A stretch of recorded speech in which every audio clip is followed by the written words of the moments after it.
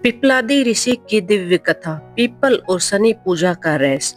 शमशान में जब महान तपस्वी महर्षि दधीचि के मांस पिंड का दाह संस्कार हो रहा था, तब आकाश तक गूंज उठे थे।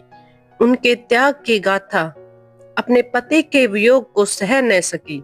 उनकी धर्म पत्नी, उन्होंने 3 वर्ष के बालक को पास के पीपल वृक्ष के कोटर में रखकर स्वयं चिता में प्रवेश कर लिया।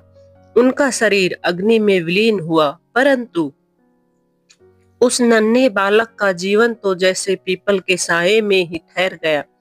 वह बालक भूख और प्यास से व्याकुल होकर रोता रहा। जब खाने को कुछ न मिला तो उसने पीपल के फल और पत्तों को खाकर अपने जीवन को किसी तरह बनाए रखा। कालांतर में वही पीपल उसका घर बन गया, उसका रक्षक, उसका पालक। एक दिन देव ऋषि नारद वहां से गुजरे। उन्होंने कोटर में बैठे उस तेजस्वी बालक को देखा और पूछा, बालक, तुम कौन हो? बालक बोला, यही तो मैं भी जानना चाहता हूँ। तुम्हारे जनक कौन है? यही तो मैं भी जानना चाहता हूँ। नारद जी ने ध्यान लगाया और जाना कि यह तो स्वयं महर्षि दधीचि का पुत्र है। वही दधीचि जिनकी अस्थियों से देवराज इंद्र ने वज्र बनवाया था और जिससे देवताओं ने असुरों का विनाश किया था।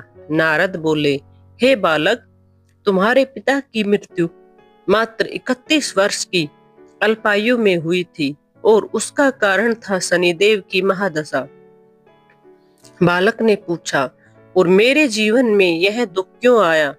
नारद ने कहा, यह भी शनिदेव की ही महादशा है। यह सुन बालक मौन हो गया। नारद जी ने उसे पिपलाद नाम दिया, क्योंकि उसने पीपल के फलों से अपना जीवन बचाया था। नारद ने उसे दीक्षा दी और ब्रह्मज्ञान की ओर अग्रसर किया।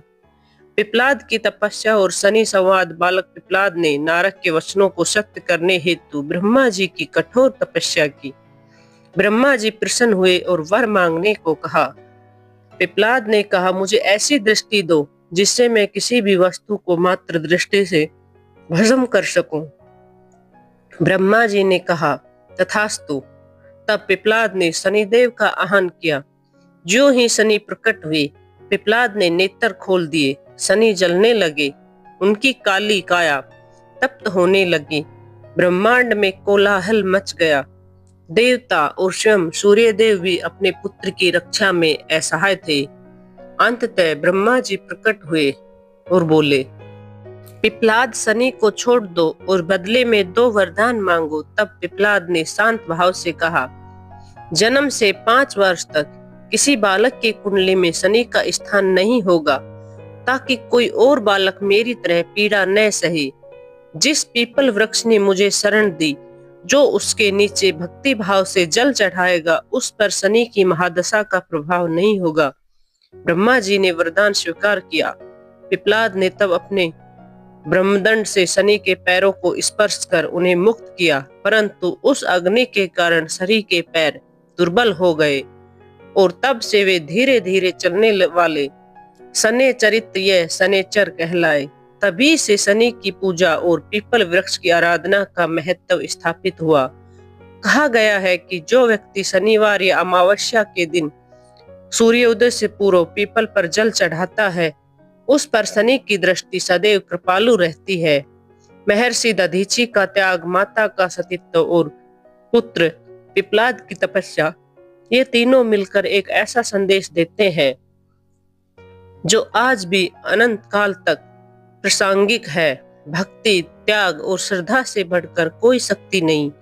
आगे चलकर यही पिपलाद प्रश्न उपनिषद के रचयिता बने, जो आज भी ज्ञान और आत्मबोध का अमृत स्रोत है। धन्यवाद।